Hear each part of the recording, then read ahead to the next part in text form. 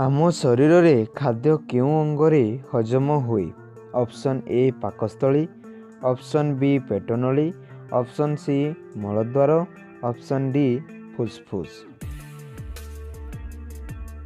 ଏହାର ଆନ୍ସର୍ଟି ହେଉଛି option A ପାକସ୍ଥଳୀ। ଆମ ଶରୀରର ସବୁଠାରୁ ଗୁରୁତ୍ୱପୂର୍ଣ୍ଣ ଅଙ୍ଗଟି କେଉଁଠି? ଅପସନ୍ ଏ ମସ୍ତିଷ୍କ, ଅପସନ୍ ବି ଗୋଡ଼, ଅପସନ୍ ସି ହାତ ଏବଂ ଅପସନ୍ ଡି ସ୍ନାୟୁ।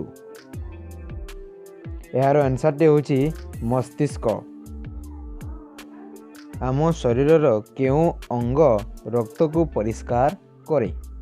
ଅପସନ୍ ଏ ଧମନୀ, ଅପସନ୍ ବି ମୁଣ୍ଡ, ଅପସନ୍ ସି ପାଣି ଏବଂ ଅପସନ୍ ଡି ଫୁସ୍ଫୁସ୍।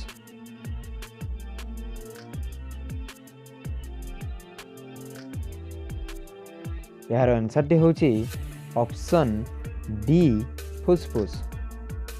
ଆମ ଶରୀର ମଧ୍ୟରେ ଥିବା ଟାଣୁଆ ପଦାର୍ଥଟିର ନାମ କ'ଣ?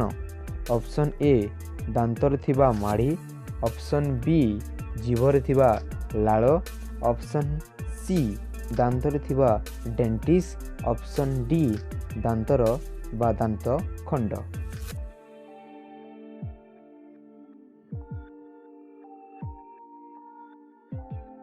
ଏହାର ଆନ୍ସର୍ଟି ହେଉଛି ଅପସନ୍ ସି ଦାନ୍ତରେ ଥିବା ଡେଣ୍ଟିନ୍।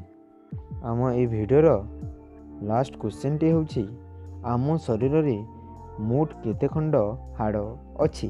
ଅପସନ୍ ଏ 208 ଖଣ୍ଡ, ଅପସନ୍ ବି 209 ଖଣ୍ଡ, ଅପସନ୍ ସି 206 ଖଣ୍ଡ, ଅପସନ୍ ଡି 207 ଖଣ୍ଡ।